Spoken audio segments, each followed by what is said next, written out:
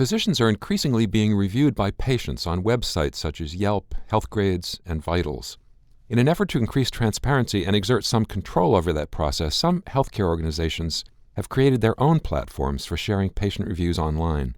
I'm Stephen Morrissey, managing editor of the New England Journal of Medicine, and I'm talking with Vivian Lee, Senior Vice President for Health Sciences at the University of Utah.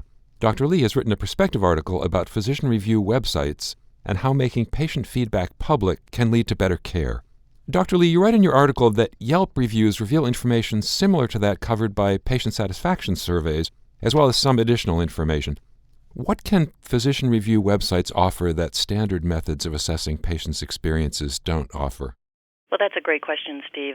Online review sites are able to aggregate large numbers of feedback points, whether it's on the retail side or in the healthcare side, and I think that's really their power. In terms of healthcare, generally we rely on some word of mouth in terms of patient experiences, but usually it's a very narrow group of individuals that we just happen to know or talk with. And so moving these large on-site commercial entities towards healthcare really starts to create an environment of much more massive scale of feedback than we've ever seen before in healthcare. So you also read that by giving five-star reviews to higher-performing systems, patients can help drive quality and value in the healthcare market in a way they've never been able to before. Are there actually providers that have made substantial changes as a result of patient feedback? We've seen at the University of Utah over the last maybe 8 or 9 years now, since we started getting patient feedback through our patient satisfaction surveys, significant overall cultural change in the organization. It happened at the individual level with individual physicians getting feedback and seeking opportunities for changing their practices, whether it was their own interactions with patients or the interactions of their staff or other providers that are part of their healthcare teams, because they're all evaluated together, or at the level of the entire system where, for example, system-wide there are issues of access or convenience that we could address at large, like parking, for example. But I think the most important cultural change in our organization was just this very candid, direct, almost real-time feedback with relatively large numbers that was impossible for anyone to ignore. So when you practice medicine, most of us feel like we're doing a good job, we're under a lot of pressure, we're doing a lot of things, we are committed to patient care. But it's unusual, or it had been unusual up until the point in which we started collecting the data, to get that feedback from each individual patient in terms of whether they felt we were delivering an exceptional patient experience, which is what our goal was. And so in the face of all of that feedback, it was impossible to imagine all of that feedback not having an impact on the way our organization felt as a delivery system. And the shift to patient-centeredness, just a much more patient-centered organization, I think, happened over the first few years that we started collecting the data. And many of the practices that were shared across the institution, I think, were reflective of local areas of feedback being recognized as relevant across the entire institution. For example, our nurses instituted a practice during shift changes of each nurse introducing the next person coming on, of telling the patient something interesting about that new nurse that was coming on service, and doing a proper face-to-face handoff with the new nurse.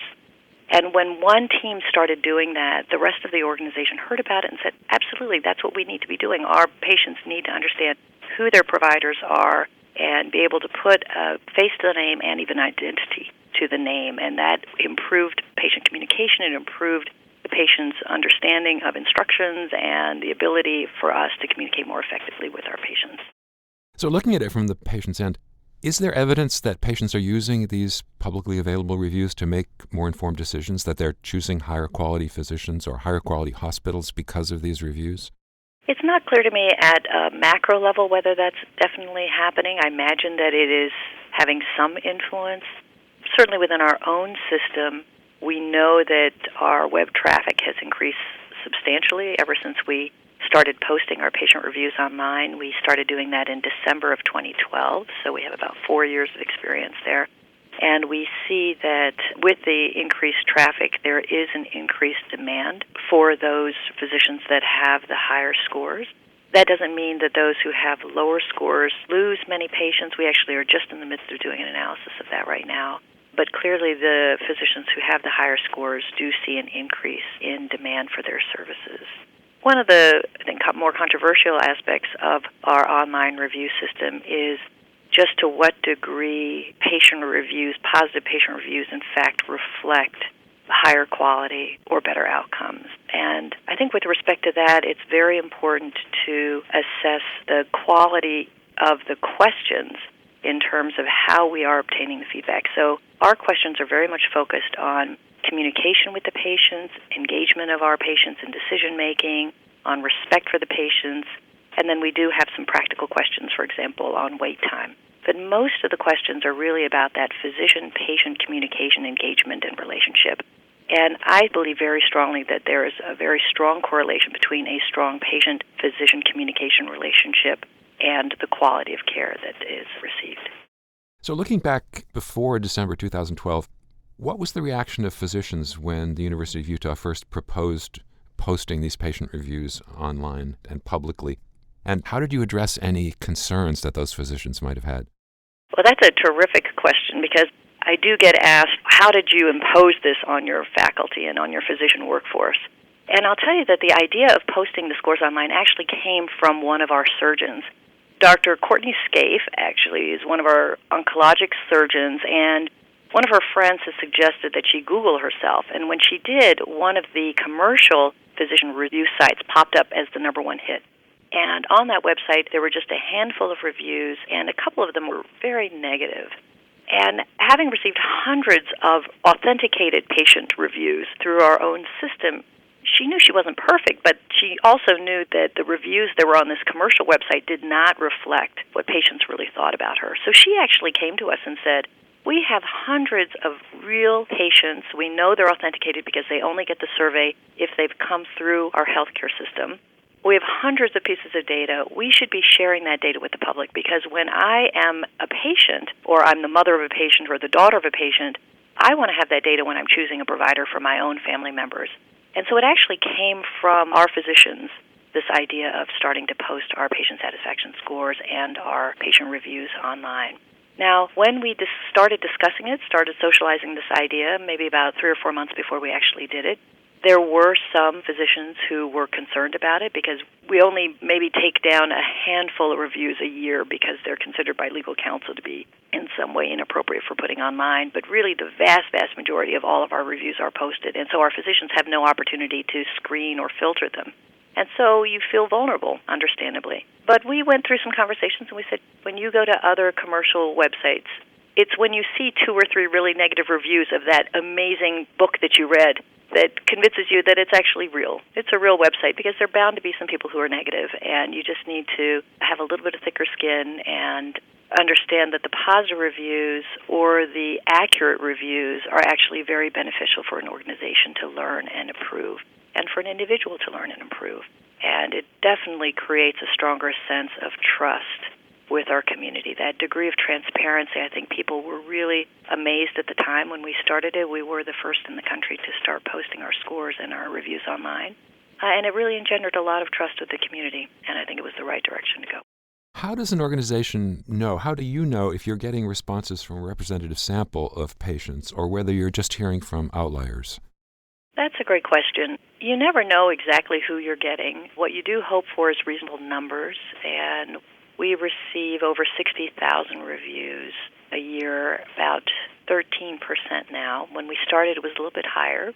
And when you compare that response rate to, for example, HCAHPS or others where we only have in the order of hundreds of patient reviews that are determining our overall score, I think the tens of thousands that we receive over time do tell a reasonably accurate story. If anything, based on marketing research from our business school colleagues, you tend to get more negative responses than positive responses in patient or customer reviews. And so if anything, we are likely to be erring more on the critical reviews than on the complimentary reviews. And so I think that we feel, at least over multiple years' worth of data, that we are getting a reasonably accurate picture of what our patients think about us. We only post the scores and the reviews online for physicians once they reach a threshold of receiving at least 30 reviews per period. So we don't post if there's only a handful of reviews for exactly that concern. But once we exceed about 30, we think that we get a reasonably representative pool of responses. So finally, do you think that more healthcare systems are going to be adopting this approach, or going to be going in the direction of increased transparency? And what's it going to take to encourage them to do it? Oh, that's a wonderful question, Steve. Absolutely. The future of all services, and including healthcare, is transparency. The Internet has just made that crystal clear, I think, to all of us. And we are a little bit slow to adopting that philosophy in healthcare. Of course, we have privacy concerns, which we take very seriously. But despite the issues of privacy, I think that there is a significant role for transparency to play in terms of our overall drive towards improving value for our patients who are our customers. And that transparency that we started here at the University of Utah around patient satisfaction and the patient experience in 2008, that journey, it easily is translated over now into more transparency about quality and about costs.